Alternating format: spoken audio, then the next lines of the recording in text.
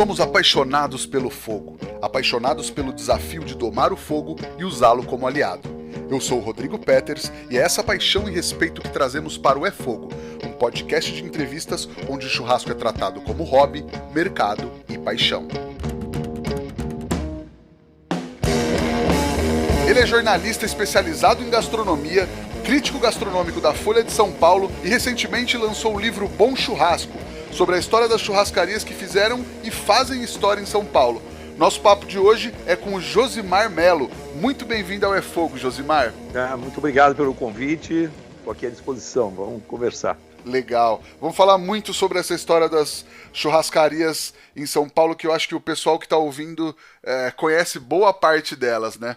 Pois é, é interessante que as churrascarias de São Paulo atingiram um nível de qualidade impressionante.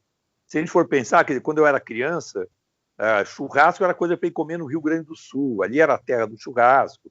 As pessoas, quando viajavam a Porto Alegre, falavam, porque as churrascarias são incríveis, não sei o quê. E São Paulo era meio marginal nesse mercado, estou falando de 50 anos atrás, né? Mas é impressionante como a cidade, que tem uma gastronomia que é de muito boa qualidade, também nas churrascarias, terminou ganhando uma relevância incrível, né? A ponto de eu achar hoje que as churrascarias de São Paulo são melhores do que as de Porto Alegre, por exemplo, em termos de quantidade de bom churrasco, de boa carne, de técnica, etc. E, frequentemente, mesmo quando eu vou a Buenos Aires, eu fico impressionado com a qualidade das churrascarias de São Paulo, que não é, repito, assim, não era considerado como o berço da boa carne, o berço das churrascarias. Mas, ao longo dos anos e das décadas, terminou virando um local de referência. Assim. Eu adoro comer churrasco em São Paulo. Que legal. Josimar, a gente sempre começa com uma pergunta aqui. Para quem eventualmente não te conhece, como você se apresenta? Jornalista e crítico gastronômico, né? Ou, se for mais curto, jornalista gastronômico, que é uma especialidade que, assim, eu não vou dizer que eu inaugurei no Brasil, mas eu certamente sou um dos precursores, porque eu comecei a escrever sobre gastronomia há 35 anos. E essa figura do jornalista gastronômico, crítico gastronômico, não existia, né? A imprensa no Brasil, 35 anos atrás, quando eu comecei a escrever sobre isso, a imprensa tinha algum espaço, digamos, dedicado à gastronomia, mas era principalmente nas sessões de culinária, nos cadernos femininos. Não tinha, assim, crítica de restaurantes, sabe? Tinha pouquíssimo. E quando tinha, não era bem crítica. Era alguém escrevendo, comentando um restaurante, falando mais da decoração e do público que ia, gente bacana, ou gente jovem, ou gente chique, blá, blá, blá. Mas a crítica da gastronomia, a crítica da comida, da cozinha, etc., era uma coisa que praticamente não existia. E outros aspectos do que a gente chama hoje da imprensa gastronômica, como, por exemplo, crítica de vinhos, artigos sobre vinhos, perfil de chefes de cozinha, viagens gastronômicas, destinos gastronômicos, tudo isso que hoje faz parte de qualquer revista de gastronomia, qualquer caderno de gastronomia, quando eu comecei não existia no Brasil. Eu lia revistas e jornais estrangeiros para tentar acompanhar isso, que já era uma paixão para mim. Mas, realmente, basicamente, o que tinha na imprensa do Brasil ligada à comida eram sessões de receita, e inclusive com viés muito claro, que eram receitas para donas de casa, dos cadernos femininos. Então, hoje, quando eu falo que eu sou jornalista gastronômico, é uma coisa que, enfim, ninguém estranha muito, mas 30 anos atrás, se eu saía e alguém me apresentava, alguém que me conhecia me apresentava a outras pessoas, falava, esse aqui é o Josimar, ele escreve sobre gastronomia e tal. Aí a pessoa falava, então você deve conhecer meu primo, que também é gastro, ele fez medicina na USP e também se especializou em gastro. As pessoas confundiam gastroenterologia com gastronomia. Porque Caramba! até mesmo a palavra gastronomia é uma palavra, enfim, 35 anos atrás, era uma palavra que não era muito popular, muito conhecida. Então, hoje eu falo, eu sou um jornalista gastronômico, eu escrevo na Folha, eu faço programas de televisão, faço programas de rádio, eu escrevo em revistas, eu faço várias coisas em torno dessa figura do que seria um jornalista que é especializado em gastronomia, que é o que eu sou. Mas antigamente isso era uma coisa meio bizarra e muito rara. Legal, maravilha. Acho que a galera que tá ouvindo agora deu para sentir o peso desse papo nosso aqui, como é que vai ser. Ô Josimar, e como é que surgiu o projeto desse registro da história das churrascarias paulistanas? Bom, eu escrevo sobre restaurante, como eu já disse, enfim, há mais de 3 décadas e tal. Então eu conheço muitos restaurantes do Brasil e do mundo, porque eu escrevo também, eu viajo bastante, faço viagens com foco também na gastronomia, para escrever reportagens e tal. Então, de uma forma geral, eu me interesso muito pelos restaurantes e conhecia a história dos restaurantes de São Paulo, conheço já há muito tempo, entre eles a história das churrascarias, né? E que eu acompanhei assim como consumidor, como cliente e como jornalista ao longo de décadas e pude constatar a melhoria na qualidade, né, de tudo nas churrascarias de São Paulo. Eu lembro antigamente churrascarias eram assim, coisas assim lá no centro da cidade, tinha a churrascaria Cabana, que aliás era dos pais do Máximo Ferrari, né, que teve o restaurante Máximo em São Paulo, que foi top. Então, ele, desde criancinha, ele frequentava o mundo de restaurantes, porque os pais deles tinham a churrascaria Cabana, lá no centro da cidade e tal, que depois fechou. Mas as churrascarias, no início, elas eram churrascarias que tinham, assim, algo de steakhouse, porque serviam, enfim, porções de carne à la carte, mas elas sempre eram feitas no espeto, né? E, ao contrário das steakhouses tradicionais, americanas, não sei o que aí as carnes não são feitas no espeto, são feitas direto na grelha. Ou tinha as churrascarias rodízio, que antigamente, aqui em São Paulo, eram considerados restaurantes bem mais simples. Então eu, jovem estudante, entrando na USP, não sei o quê, ia nas churrascarias rodízio porque elas eram mais baratas do que churrascarias de carnes porcionadas, das quais a mais importante era rodeio, né? Então, rodeio era um lugar chique, caro, e churrascaria rodízio era um lugar barato e mais simplão, assim, porque era, inclusive, uma coisa meio folclórica, né? Eram aquelas churrascarias com garçons vestidos de bombacha, né? Vestidos como gaúchos do Pampa, não sei o quê, e sempre a decoração era uma decoração meio parecendo um galpão, né, de fazenda, gaúcho, etc. E hoje, quer dizer, as churrascarias tipo steakhouse evoluíram num grau absurdo de qualidade, etc. E as churrascarias rodízio também viraram churrascarias chiques e caras, né? Acabou essa história de que o rodízio era um lugar popular e tal. Então, eu já tinha muito isso na minha cabeça, eu conhecia muito essa história, mas o livro surgiu de uma oportunidade muito interessante que eu fui procurado por uma rede de churrascarias simples, assim, de churrascarias de shopping center e tal, né, que chamada Mania de Churrasco, que era uma rede que eu confesso, eu nunca tinha frequentado, porque, assim, praças de alimentação, em shopping e tal, não é a minha praia principal para o meu trabalho. E eles me procuraram, e eu fui procurar conhecer, eu vi que era uma rede de churrascarias muito interessante, quer dizer, não é exatamente churrascaria no sentido de que só serve carne ou carne que é o principal.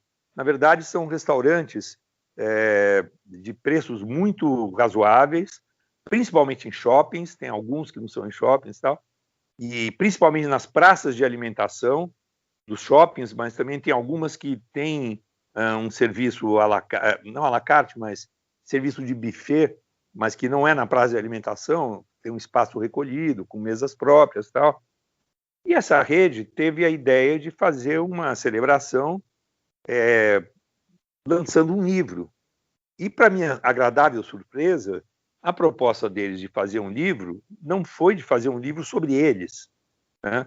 Que é uma coisa que acontece com frequência. Empresas querem fazer um livro sobre a sua própria história para entregar para os clientes, para distribuir para o trade, né? E se vangloriar da sua própria história.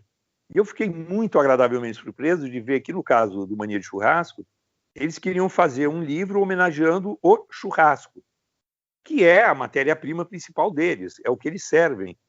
Mas eles mesmos dizem, eles não se reivindicam de fazer o melhor churrasco. Eles fazem um bom churrasco, mas o melhor churrasco, para eles sabem que está nas grandes churrascarias que marcaram a história do churrasco no Brasil e em São Paulo. E eu fiquei muito entusiasmado, porque eles me pediram para escrever um livro sobre isso, as grandes churrascarias de São Paulo, onde, obviamente, eu dediquei um capítulo a eles, né, que são os autores desse livro, na verdade. São eles que viabilizaram a existência desse livro. Então, obviamente, tem um capítulo sobre eles, mas todos os outros capítulos estão falando de grandes churrascarias que marcaram e marcam a história de São Paulo. E isso é uma coisa deliciosa de escrever. É algo que eu acompanhei não desde assim, o nascimento, né? Quer dizer, algumas têm a minha idade, então, obviamente, eu não ia lá beber, mas são churrascarias que nas últimas décadas eu acompanhei o desenvolvimento delas, são lugares que eu adoro e são lugares que cada um tem sua história para contar e muito a ensinar para as novas gerações que vierem a querer entrar nesse ramo delicioso, né, que é o do churrasco, que é das churrascarias, né? Foi essa a história, foi essa a gênese do livro, foi aí que ele nasceu. Legal, e muito legal a ideia. Quem tiver a oportunidade depois de dar uma olhada no livro, ficou lindo, tem fotos maravilhosas e tal. Ô Josimar, e aí, você falou das steakhouse, falou do espeto corrido, a gente tem esses vários tipos, entre aspas, de churrascaria, né? Na sua visão, tem como conceituar uma churrascaria? O que ela tem que ser para efetivamente ser chamada assim? Então, em resumo, uma boa churrascaria, ela precisa ter a matéria-prima, que é a carne de qualidade, e a técnica. A técnica parece simples, né? É só fogo, calor, mas não é. Inclusive, tem várias técnicas diferentes de fazer churrasco, e tem várias outras técnicas, inclusive, diferentes de fazer assados, né? Carnes assadas, elas podem ser feitas de várias formas. Agora, só falando do churrasco, tem vários jeitos de fazer. Desde o americano, que faz um churrasco tampando a carne para aproveitar a fumaça que termina defumando um pouco a carne ao mesmo tempo que está grelhando. Isso dá... essa fumaça termina temperando a carne de um jeito americano, por exemplo, até o jeito uruguaio, que coloca a brasa, enfim, faz a brasa ao lado da carne, não embaixo, né? E quando vai virando brasa, aí que ele vai trazendo para debaixo da carne na grelha. Enfim, tem o jeito da parrilla, né, que é o jeito argentino, que parece com o uruguaio, mas só que no caso dos argentinos eles vão deixando a carne sempre em cima da brasa já formada, e tem o jeito brasileiro, mas seja qual for o jeito, tem uma técnica que precisa ser dominada, e isso é uma arte, não é todo mundo que sabe dominar bem a técnica de fazer o churrasco. Até a altura da carne, e cada peça de carne pode ter uma altura que varia, né? Não são todas as carnes que ficam necessariamente no mesmo plano e no mesmo tempo. Então, a técnica é fundamental. E também, sempre, a matéria-prima, que é a carne. Isso é uma coisa que no Brasil teve uma evolução fantástica. Antigamente, a carne brasileira, que se usava na maioria das churrascarias, era o maior inimigo da qualidade do nosso churrasco. Eram carnes só de gado zebuíno, às vezes criado nas piores condições. Então, as melhores churrascarias eram obrigadas a importar carne da Argentina, do Uruguai. E hoje nós temos no Brasil carnes da melhor qualidade, ou de raças europeias, ou de raças europeias cruzadas com raças indianas, que são muito mais resistentes, mais rústicas. Então, esse cruzamento costuma ser benéfico, porque vem a qualidade da carcaça, né, e da carne europeia, mas ao mesmo tempo tem um pouco da rusticidade, da capacidade de se adaptar ao meio dos zebuínos, tal.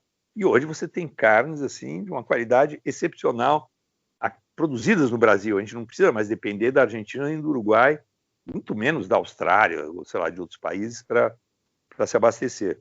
Se você resolver esses dois fatores, são apenas dois, a carne de boa qualidade e uma técnica bem desenvolvida e bem dominada pelo churrasqueiro, aí você consegue ter uma boa churrascaria, que aí pode ser do estilo argentino, brasileiro, uruguaio, tanto faz, mas vai ser uma boa churrascaria. Legal, legal. E aí os acompanhamentos, o mise-en-scène ali todo, também você acha que ajudam a compor essa mística da churrascaria, seja ela de qual estilo for? Olha, eu acho que os acompanhamentos são uma parte muito importante, porque eles terminam dando um pouco da cor local do tipo de churrasco que a gente está comendo, né? Por exemplo, você vê no Pampa Gaúcho. O Pampa Gaúcho, no sul do Brasil, é uma região que, na verdade, se confunde com o Pampa argentino e uruguaio. Quer dizer, a campanha do Rio Grande do Sul, né, que é o berço do churrasco brasileiro, né, dos cowboys brasileiros, né, os gaúchos, que cuidam do gado e tal, tem muito em comum com a campanha uruguaia e argentina. Agora, na hora de comer o churrasco, tem técnicas, por exemplo, que são meio comuns a todos. O fogo de chão, que a gente tem aqui no Rio Grande do Sul, que você pega a costela ou pega as partes que você quiser, enfim, do boi, você espeta num espeto ou improvisa espetos, aí você finca no chão, tal, e no meio você põe a fogueira, né, e vai assando em volta. Essa é uma técnica que existe no Brasil, no Uruguai e na Argentina, você vai ver em todos esses lugares.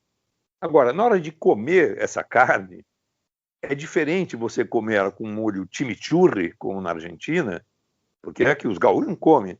Aqui, se você estiver do lado do Brasil, você vai comê-la com um vinagrete e com farofa.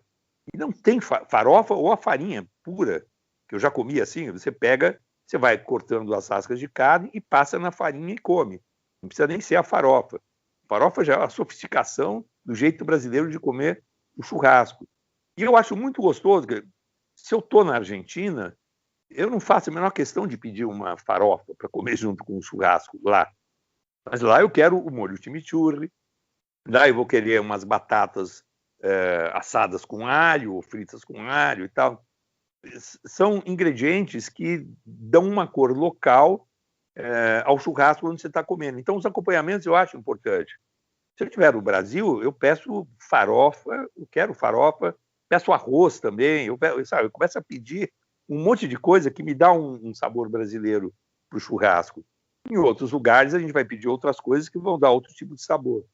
Então, eu acho que prestar atenção nos acompanhamentos é importante também, porque isso termina compondo a cor local, o sabor local daquele churrasco que você está comendo. Né? Legal, porque muitas vezes a técnica e o corte, a técnica que a carne foi feita, às vezes chega a ser parecido, né? E os acompanhamentos que vão dar esse sotaque local, né? Não, exatamente, né? Sei lá, o bife ancho é um contrafilé. E, enfim, os cortes nem sempre são iguais. Né? Quer dizer, se você for pedir uma picanha, você sabe que você está no Brasil, aí o corte é diferente. Mas o contrafilé, dependendo do nome que ele vai ter em cada lugar, aí né, é um contrafilé. Né? E o gosto também muda, né? Assim, se você for muito louco pro churrasco, você pode ver que até a carne, assim, o gosto vai mudar se ela foi feita na lenha, no fogo de lenha, que é um jeito mais uruguaio, que eles gostam de usar o fogo de lenha mais do que de carvão. É diferente do gosto que vai ter se for feito no carvão, como é mais habitual no Brasil e na Argentina. E a origem da carne também vai mudar. Assim, você pode ter cortes muito parecidos quando você come numa steakhouse americana, mas a carne americana, por exemplo, a habitual é uma carne que eu não gosto muito, porque o gado americano, ele, em geral, ele é criado comendo grão, comendo milho, comendo ração, comendo grãos. Isso dá, além de dar um certo marmoreio para a carne que o grão costuma dar, isso também dá um sabor que é diferente. Então, assim, o churrasco americano, quando eu estou nos Estados Unidos, o churrasco habitual deles não me agrada tanto a carne, o gosto da carne, quanto a carne brasileira ou argentina ou uruguaia.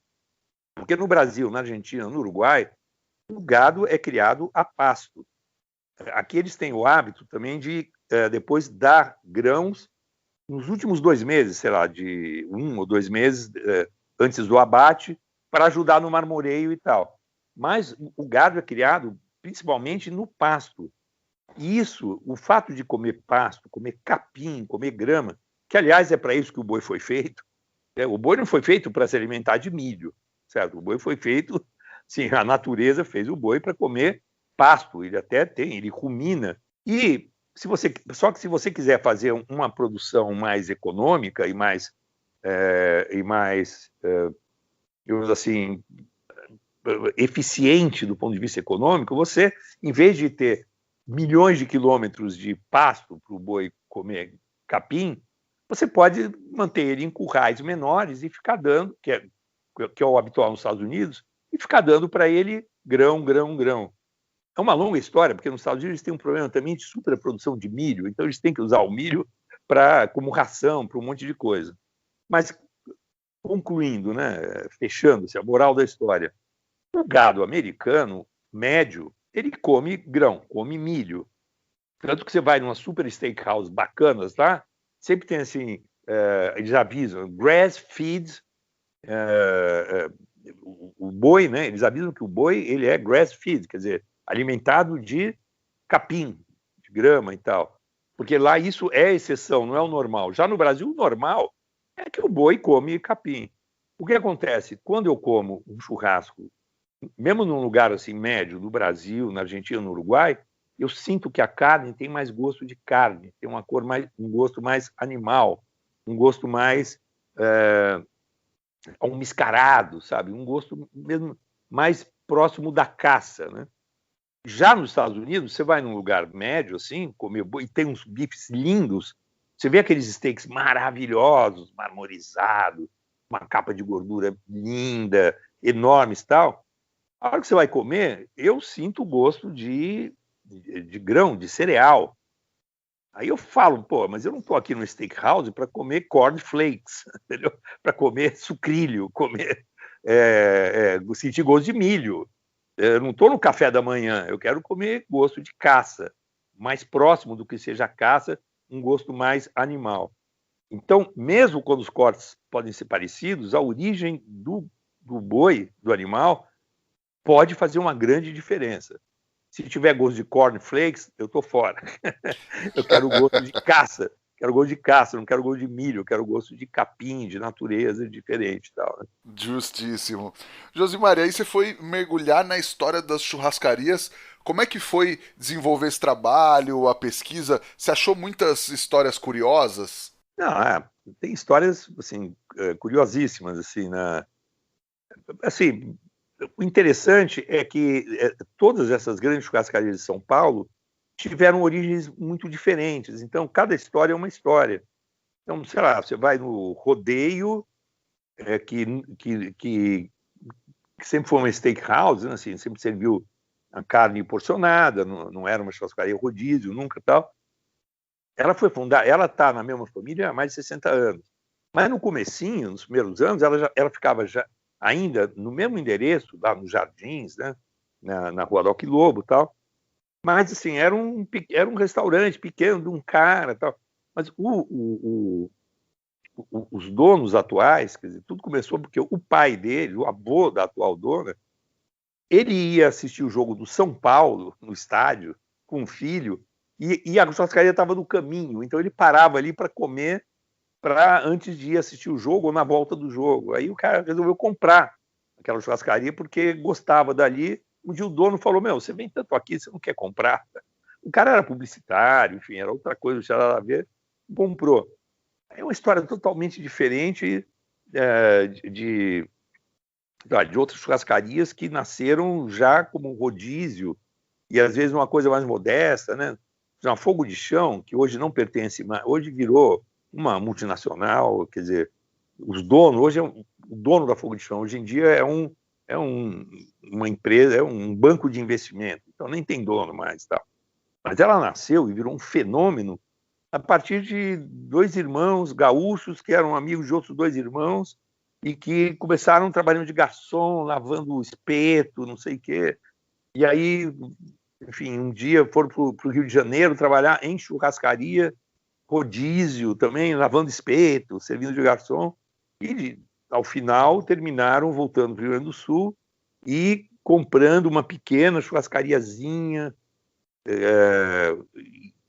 que era um rodízio tal, modesto, e começaram a trabalhar, criaram uma rede que virou, hoje, assim, ainda na mão, antes deles venderem mesmo para esse fundo financeiro, eles já tinham mais churrascarias fogo de chão nos Estados Unidos do que no Brasil.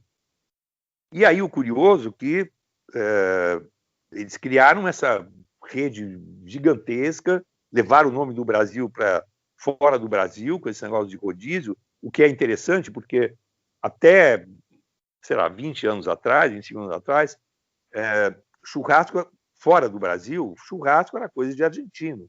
E com razão, enfim, eles eram os experts do churrasco. Então, fora do Brasil, se alguém queria comer uma carne, ia procurar uma parrilla argentina. Era isso que as pessoas buscavam.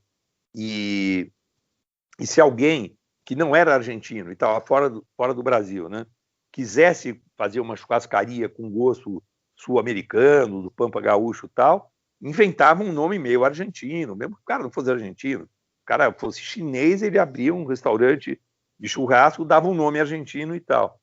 E a Fogo de Chão foi uma das responsáveis, o Barbacoa também, mas especialmente Fogo de Chão, uma das responsáveis para mudar esse paradigma do churrasco latino-americano fora da América Latina. As pessoas começaram a entender que o Brasil também era sinônimo de churrasco, mas um churrasco servido de um jeito diferente, que era o jeito do rodízio, né, do espeto corrido. E tudo isso começou com 2 jovens gauchinhos ali, irmãos, com outros 2 irmãos, que eram amigos. Então, esses 4 caras criaram a rede de Fogo de Chão.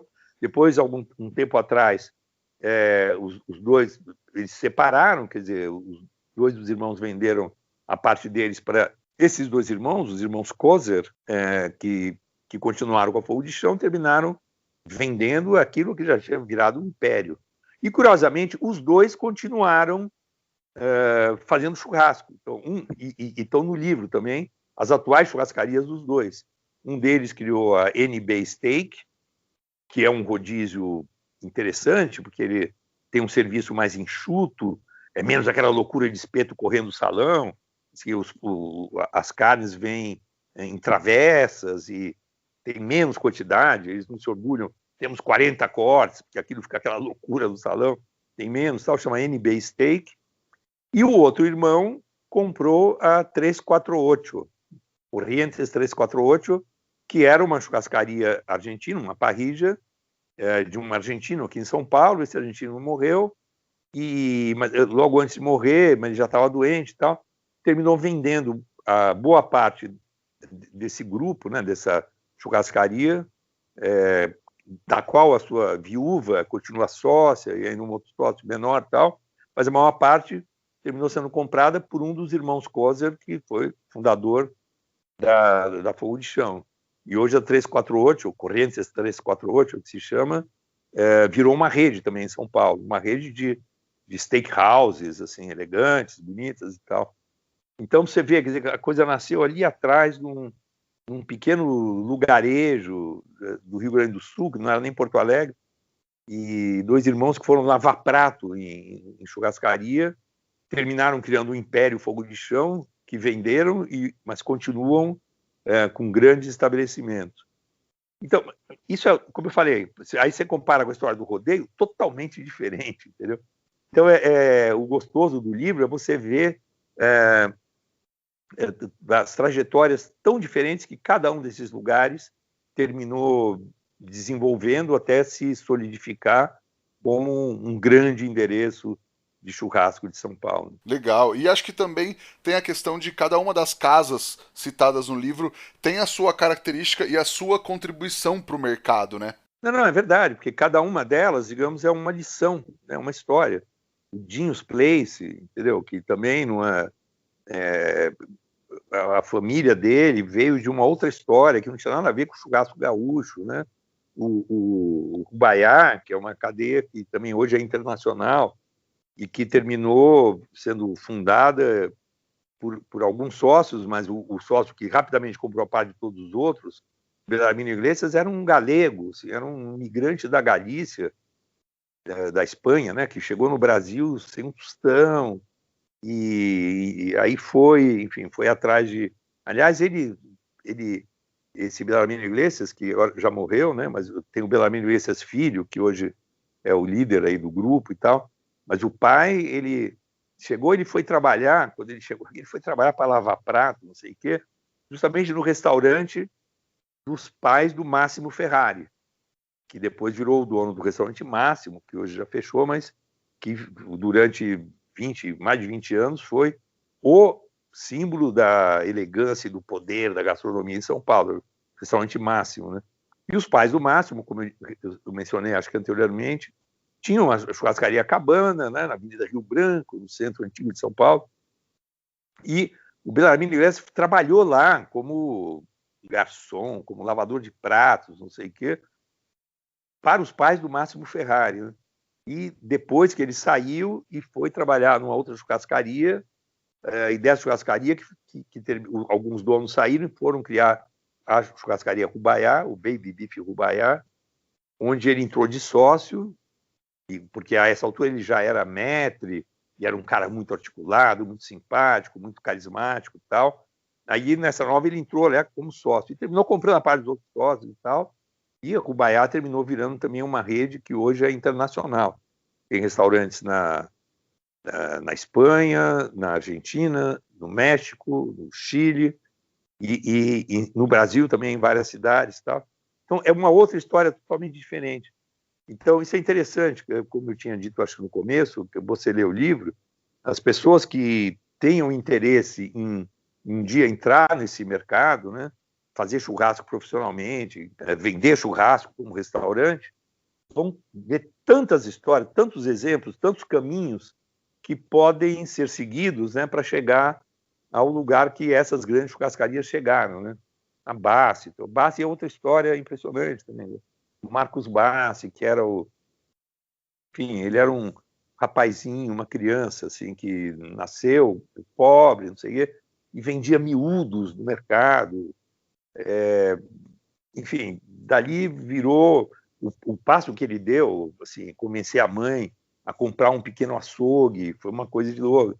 Aí o açougue, ele tinha um açougue, ele não tinha churrascaria. Só que ele sacou que o melhor jeito dele vender a carne Bassi, vender a carne deles, era ficar fazendo um churrasquinho ali para dar para as pessoas experimentarem e tal. Terminou abrindo um restaurante, o restaurante virou um fenômeno também. Mas o Bassi, antes de ser o restaurante, sempre foi uma marca de carne, um açougue, né? Ele sempre falou, eu sou açougueiro e tal. Não sou restaurateur, sou açougueiro. Agora, a carne que eu enfim, seleciono, que eu corto, que eu embalo, eu também gosto de servir. Então, ele servia, e até hoje está lá a viúva dele, as filhas, tocando o Templo da Carne, que chama, né, o restaurante deles, seguindo uma coisa do Marcos Bassi, que ele não nasceu como churrasqueiro, nasceu como açougueiro. Então, é um outro caminho. Quer dizer, cada lugar ali mostra uma possibilidade de você desenvolver o seu prazer pelo churrasco, né? Legal. E aí, inclusive, no caso do Bassi, no caso do Debete também, algumas dessas casas têm figuras muito importantes também para o mercado e para dar uma personificação na marca, né? No caso desses dois, por exemplo. Não o Debete também antes de tudo, um açougueiro. Aliás, o Debete, a história dele, que eu me conto, ele, antes de começar a fazer carnes dry age, não sei o que, e depois abriu o restaurante, antes disso, ele nasceu de uma família de açougueiros, né? Então, assim, perto da minha casa tem um açougue, por exemplo, teve um açougue que era da rede de açougue da família dele. E uma hora a família resolveu se desfazer dos açougues e ele, que nasceu naquele meio, foi trabalhar no mercado de capitais, ou sei lá, agora esqueci, foi trabalhar com outra coisa, até que aquela mosca azul, né, assim, porque ele cresceu no meio dos açougueiros, a rede de açougues que eles tinham e tal, né? Ele terminou de resolveu começar a fazer carne dry age, não sei o quê. E ele começou a virar um fenômeno no Instagram, nas redes sociais, porque ele ficava contando as coisas que ele estava fazendo. As pessoas queriam comprar as carnes que ele estava fazendo. E aí terminou largando a nova profissão dele, lá no mercado de capitais, ou sei lá o quê, e terminou voltando para o métier de açougueiro, começou a vender as carnes que ele estava maturando. E aí chegou uma hora, abriu o restaurante também, e também virou um fenômeno, né? Legal, não dá pra fugir muito, né, do que a gente tem que acabar fazendo, né? Não quando está na veia, né, quando está no sangue, é difícil escapar, né? E aí você viu uma evolução ou uma inovação das casas em relação à técnica de churrasco? Porque antes era mais ou só grelha ou só espeto, e aí o pessoal você tem visto técnicas novas nas churrascarias? Olha, hoje, técnicas novas, não. O que eu vejo principalmente é o aprimoramento das velhas técnicas, né? Alguns lugares que começam a botar, assim, madeira também para queimar junto com o carvão, pessoas que passaram a se dedicar à maturação da carne, né? Porque a carne, assim, como eu falei, antigamente o maior inimigo da churrascaria brasileira era a carne, era a qualidade da carne, né? E hoje você tem gente como o Debete, que faz o dry aged, que o dry aged é uma técnica de maturação da carne antes de você levar para a grelha, né? Mas é digamos assim, não é uma mudança na técnica da grelha, é uma técnica de preparar a carne, né? Então, a coisa do dry aged é uma novidade, né? de você elaborar o produto de uma certa maneira antes de levar à grelha, mas eu acho que hoje em dia o que eu vi foi um aprimoramento do tratamento que se dá para a matéria-prima e o tratamento que se dá para a técnica, né? Tem outras... É engraçado que alguns lugares, por exemplo, adotaram essa coisa do sous vide, né? O sous vide, que é você fazer um pré-cozimento a vácuo, né, da carne ou dos alimentos, do peixe, o que seja, né? Para dar uma primeira maciez, não sei o quê. Tem alguns lugares que fizeram algumas experiências com sous vide para amaciar a carne um pouco previamente e depois colocar na grelha mais para selar e para dar o sabor, né, a reação de Maillard, né, para dar o sabor do contato da chamuscada, digamos, né? Mas, de uma forma geral, essas coisas não chegaram a progredir muito como técnica nas grandes churrascarias. Eu acho que hoje elas, enfim, basicamente estão investindo principalmente na matéria-prima, na qualidade da carne.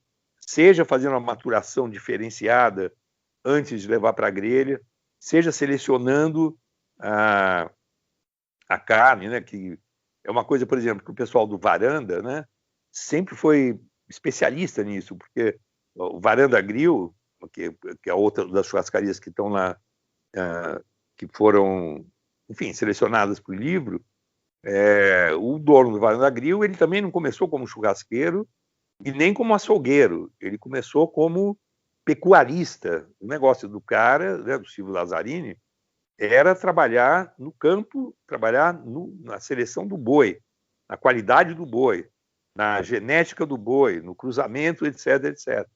Então, é outro que é esse outro caminho que ele, antes de se aperfeiçoar no controle da grelha, né, da técnica, ele se aperfeiçoou no controle da carne, da matéria-prima, que como eu te falei, que foi a grande evolução no Brasil, né?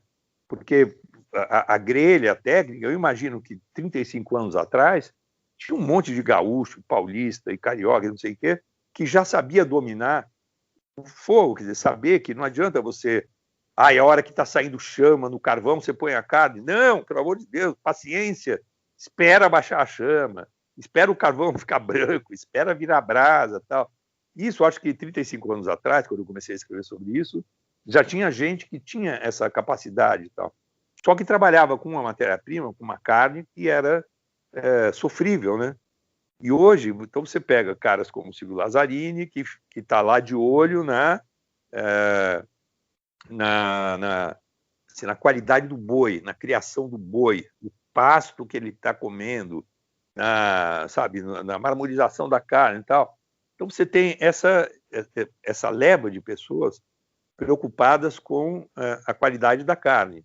O Dinhos Place, por exemplo, o Fuad, né, Zegaib, o dono, e o filho dele, o Paulo, tá, eles foram pioneiros nas churrascarias de São Paulo a introduzir o dry aged, porque antes de ter fornecimento de dry aged, antes do Debete começar a fazer dry aged para vender e etc., não tinha fornecimento de dry aged. Então, quando o Dinhos Place se interessou nesse negócio, eles criaram uma câmara de maturação a seco dentro do restaurante.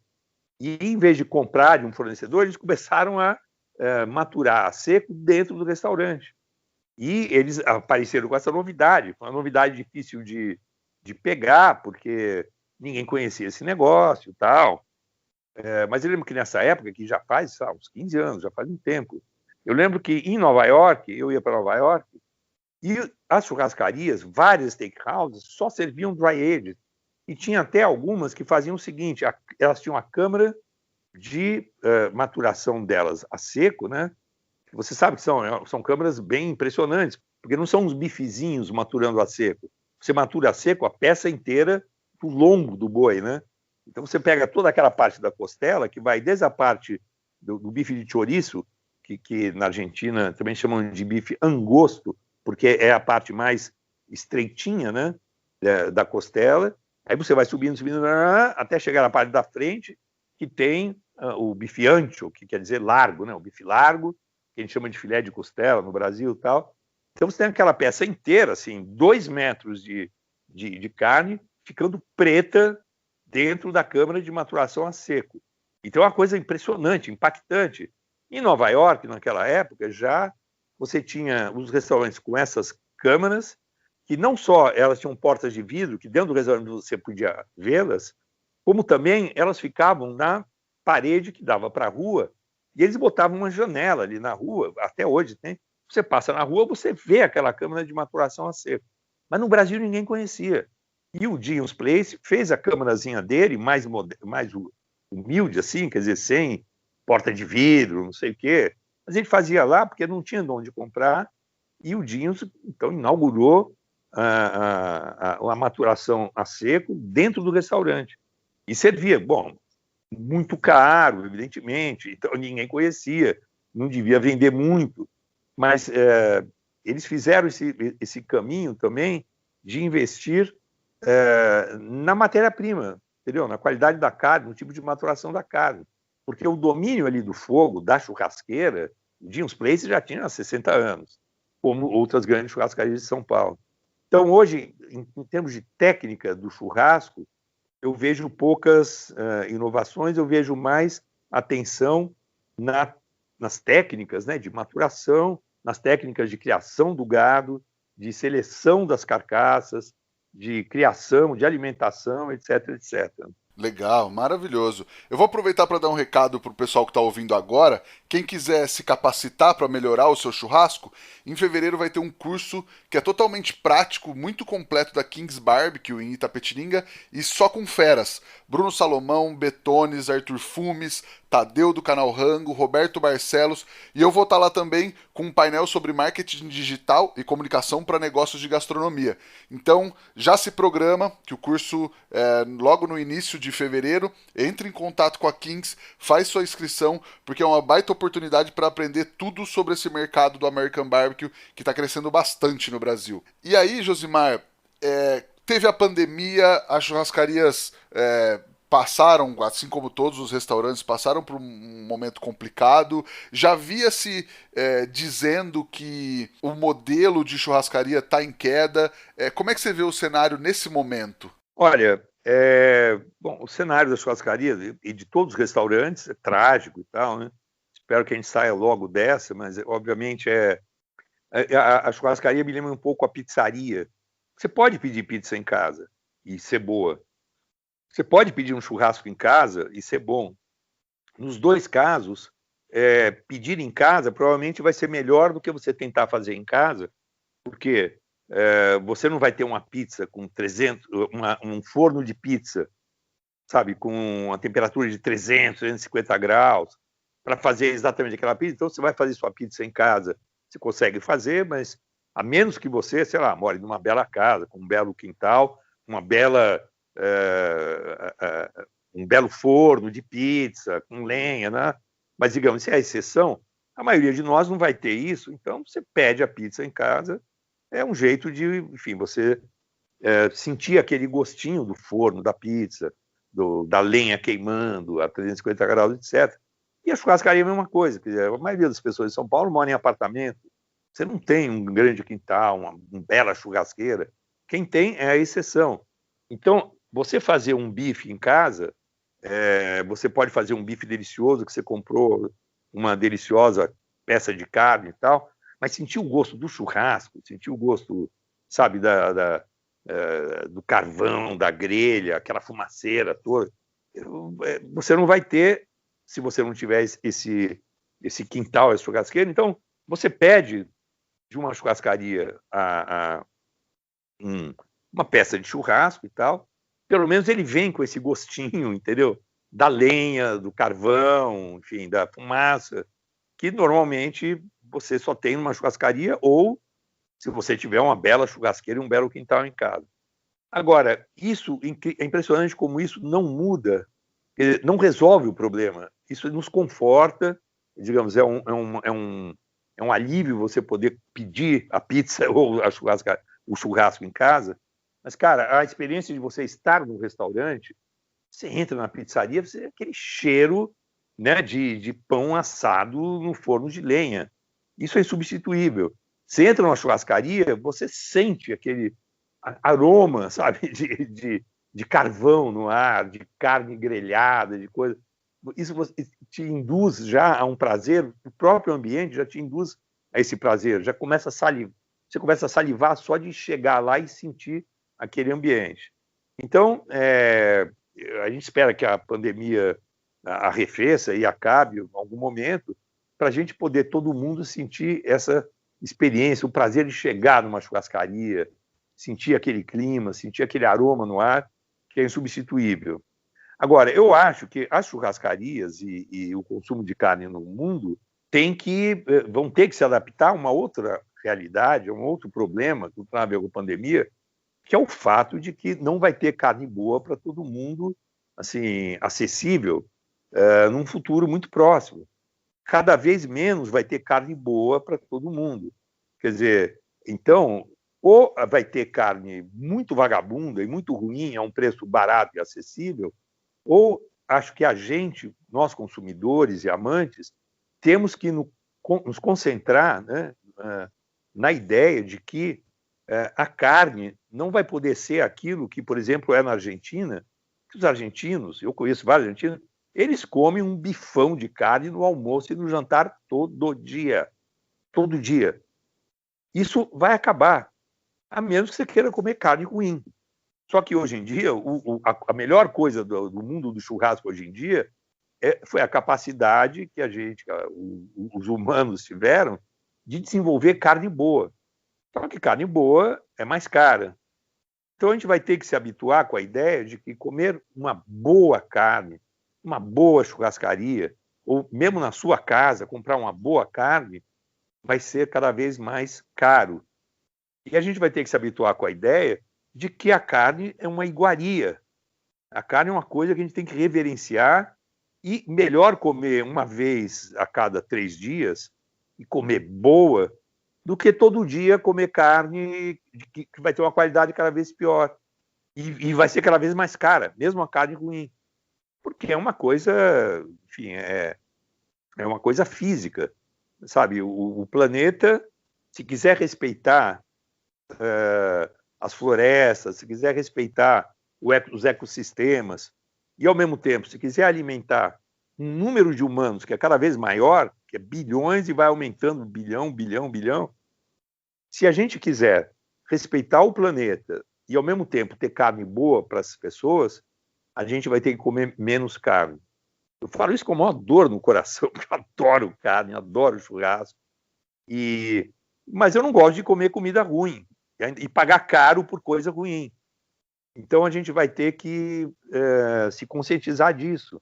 E eu acho que a gente está... O caminho interessante é que as pessoas que gostam de carne, de churrasco, estão cada vez mais querendo estudar, entender, fazer direito.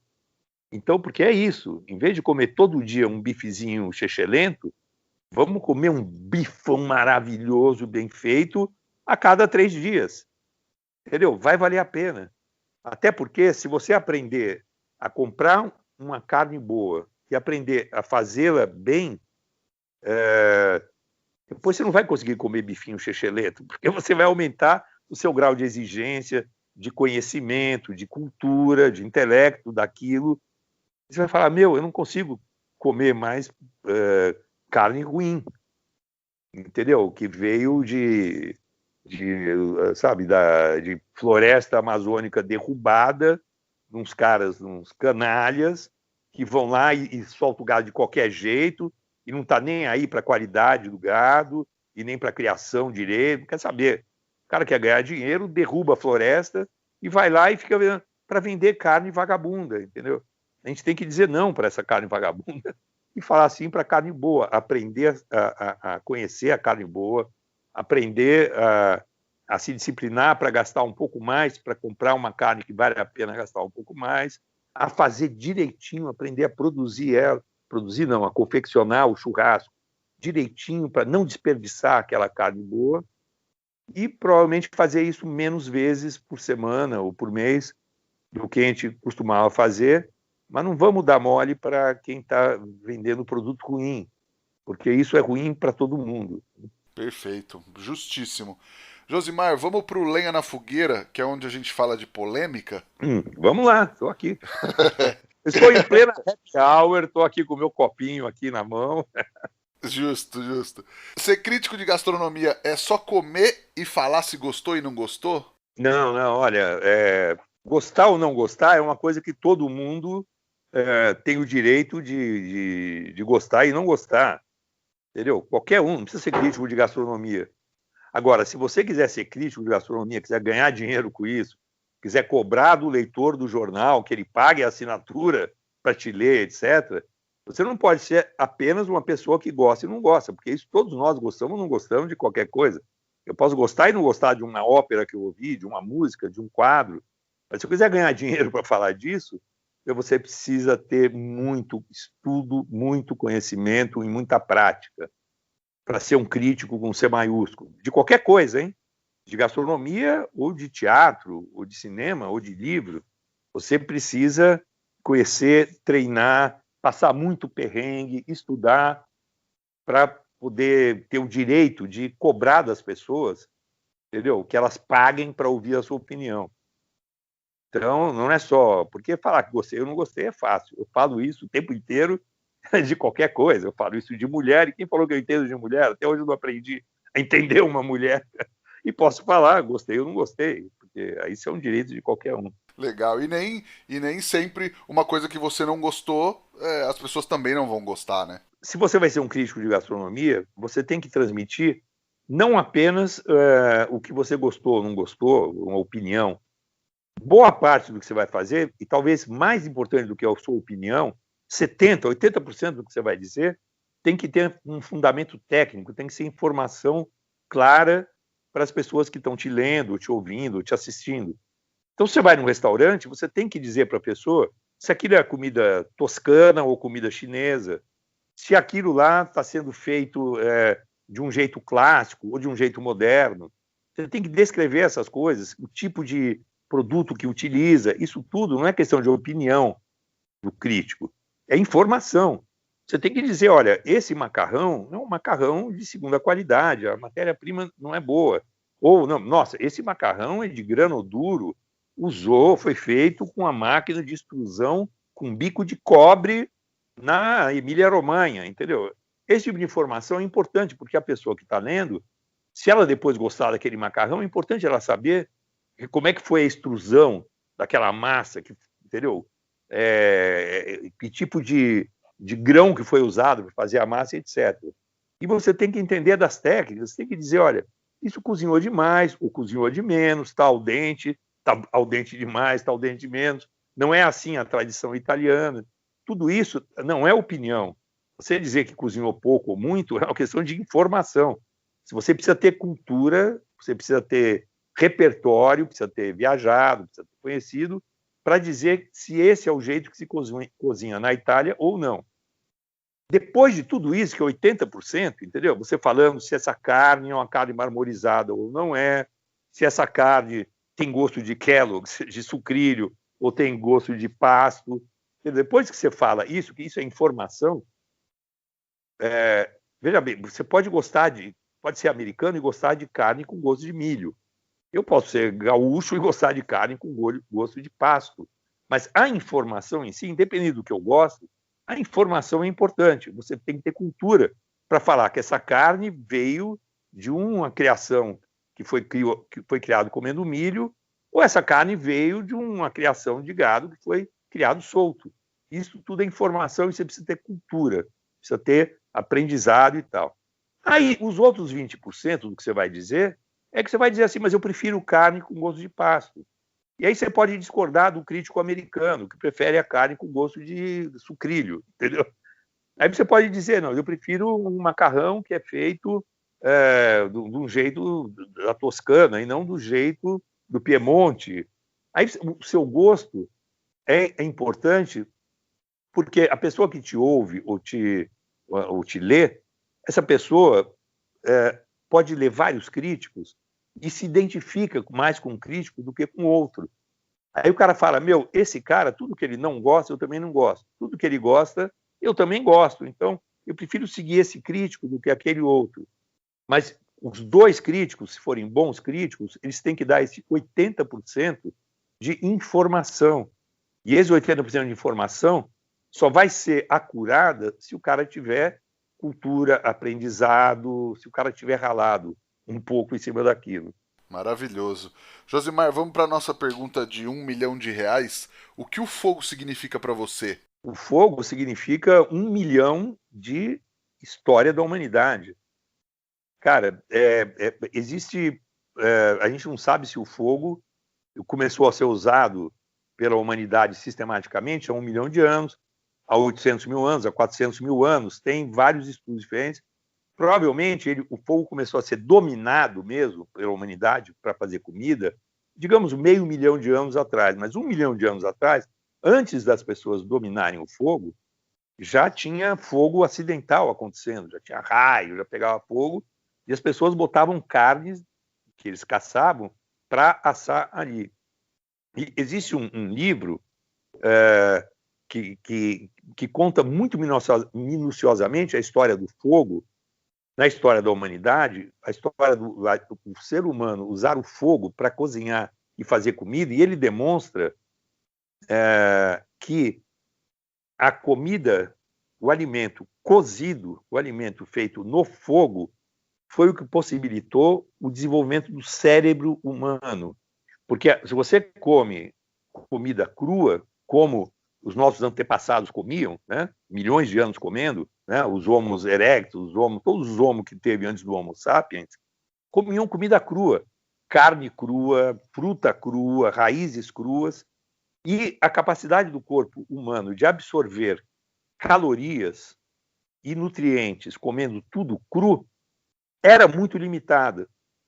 O fogo, o cozimento das coisas, pode ser a técnica de cozimento que for, churrasco, assado, enfim, frito, não interessa, mas o cozimento possibilitou fazer com que os nutrientes, os alimentos, fossem absorvidos muito melhor e mais rapidamente pelo corpo humano. E o cérebro humano, ele ocupa, ele pesa, sei lá, 1/10 do peso do nosso corpo, mas o cérebro humano utiliza metade das calorias que a gente come, quer dizer, tudo isso vai para o cérebro. E o cozimento, o fogo, o nome do livro desse cara que eu li, escreveu um antropólogo americano, inclusive chama Fire, né? O fogo é que possibilitou a humanidade fazer com que os alimentos fossem mais absorvidos, as calorias, os nutrientes fossem mais absorvidos pelo corpo e o cérebro pudesse usar o que ele precisava. Então, 1 milhão de anos de história da humanidade, possibilitou que a gente chegasse onde chegou, ao pensamento, à cultura, à fruição das artes e da gastronomia, etc., graças a um cérebro que se alimentou de nutrientes produzidos pelo fogo. Então, sem fogo, não tinha humanidade. Tinha os macacos que tinha antes, entendeu? Não tinha a gente. Demais. Josimar, você tem alguma coisa para indicar para o pessoal assistir, ler ou visitar, além do seu livro, é claro, e do Fire, que você acabou de falar também? Olha, aliás, desculpe, o livro não se chama Fire, o título em inglês é ótimo, Catching Fire, pegando fogo. É um trocadilho genial, Catching Fire. É o ser humano catando o fogo, né? Pegando o fogo, dominando o fogo. E, ao mesmo tempo, é um trocadilho de uma coisa que está pegando fogo, né? Catching Fire. É genial. Mas, olha, sabe o que eu acho interessante? Já que o negócio é o fogo, é uma recomendação talvez meio óbvia, tal, são os livros do Francis Mallmann. E o Francis Mallmann, que é um argentino, né? Um chefe de cozinha argentino, e a brincadeira dele não é fazer churrasco só. Ele tem um livro que chama Sete Fogos, Siete Fuegos, que é um dos vários livros dele. Então, ele fala das 7 técnicas de usar o fogo para cozinhar. Mas todas elas não é nenhuma técnica de usar o fogo do fogão a gás, forno elétrico, nada disso. É tudo fogo, chama, né? Pegar fogo mesmo. E ele mostra no livro, ele discorre sobre 7 técnicas diferentes. A técnica da grelha é só uma das 7, né? Botar fogo embaixo, uma grelha e a carne em cima. Aí ele discute várias outras técnicas que são, e que inclusive são típicas de várias regiões da Argentina, da Patagônia, até Salta, no norte e tal. Então tem desde você enterrar a comida, carnes, legumes, não sei o quê, enterrar no chão, faz um buraco, enterra, cobre, e aí você faz a fogueira em cima, e você cozinha, assa as coisas lá embaixo, com o calor que vem de cima, até uma técnica que chama infernilho, que é você pega numa churrasqueira, num forno, digamos, como se fosse uma grelha, você põe fogo embaixo, aí você põe uma chapa em cima desse fogo de baixo, e põe outro fogo em cima, e assa as coisas no meio de 2 fogos, e vai embora. E aí ele ensina várias técnicas de usar o fogo para assar comida, né? Não só carnes, né? Vegetais, legumes, etc. E ele tem vários livros, né? Acho que os livros do Francis Mallmann são uma boa iniciação para quem quer saber os vários tipos de fogo, as várias formas de usar o fogo vivo, né? A chama e tal, para preparar os alimentos. Maravilhoso. Francis Mallmann é quase patrono aqui do podcast. O pessoal sempre fala dos livros dele também, te gosta bastante. Josimar, onde o pessoal encontra o seu trabalho para te ler? Onde acha o livro? Se o pessoal quiser falar contigo nas redes sociais, por onde te procura? Olha, de rede social, o que eu mais tenho... Eu tenho preguiça de rede social tremenda, porque eu detesto ficar vendo fofoca da vida dos outros. Eu não quero saber o que os outros estão fazendo. Mas a única que eu tenho usado com mais frequência é o Instagram, que chama Josimar Melo Jornalista, né? @Josimar Melo Jornalista. Lá no Instagram, eu também não uso Instagram para fazer fofoca, enfim, para falar dos meus filhos, da minha vida, nem para fingir que eu sou o cara mais feliz e mais alegre do mundo, porque eu não sou, e ninguém é, mas todo mundo finge que é nas redes sociais. Eu não uso para isso, para falar, olha, estou aqui me divertindo, não sei aonde. Eu uso basicamente para divulgar coisas do meu trabalho e do trabalho de outros, enfim, mas assim, do mundo da gastronomia e do jornalismo gastronômico. Então, acho que se alguém acompanhar meu Instagram, quando eu escrevo o artigo na Folha de São Paulo, eu coloco o link, eu comento o artigo rapidamente no Instagram e coloco o link lá. Eu estou com uma série na televisão que chama Comida é Arte, né? Que está no canal, no Travel Box Brasil, um canal a cabo. Então, essa série está no ar, não sei o quê. E eu falo da série no Instagram e assim por diante. Quando eu dou alguma entrevista, quando eu faço alguma coisa, se podcast for ao ar, por exemplo, você vai me avisar. E aí eu vou colocar no Instagram. Então, as pessoas que quiserem acompanhar o meu trabalho, Eu também tenho Facebook, tenho não sei o quê, tenho outras coisas chatas e tal, mas o que é o mais rápido, assim, que eu mais tenho é o Instagram. Então, se você acompanhar o meu Instagram, você vai saber que eu estou no seu podcast, vai saber que eu escrevi na Folha hoje sobre não sei o quê, que eu estou lançando livro e tal. É um jeito de saber. Legal. Nós também estamos no Instagram, no @efogopod, e o meu Instagram pessoal é o @rodrigopeters_. Gente, pega esse link, manda para os amigos, ajuda a gente sempre, a ajuda de vocês na divulgação é sempre muito boa. E eu queria agradecer muito, Josimar, esse papo que a gente teve. Acho que foi uma história muito rica a gente falar das churrascarias. Acho que muita gente que ouve a gente gosta, frequenta, cresceu indo em churrascaria e é uma entidade da culinária brasileira, né? É verdade. Bom, eu que agradeço a oportunidade aí de conversar com você e com seus ouvintes. E foi uma conversa deliciosa. Eu já estou na terceira dose aqui, bebendo enquanto conversamos, e espero não ter falado demais e ter sido útil aí para os seus ouvintes. Imagina, eu aposto que todo mundo gostou muito do papo. Muito obrigado mais uma vez. Muito obrigado a Kings Barbecue pela parceria de sempre. E muito obrigado a vocês que nos ouviram até agora. Até a próxima semana. Tchau!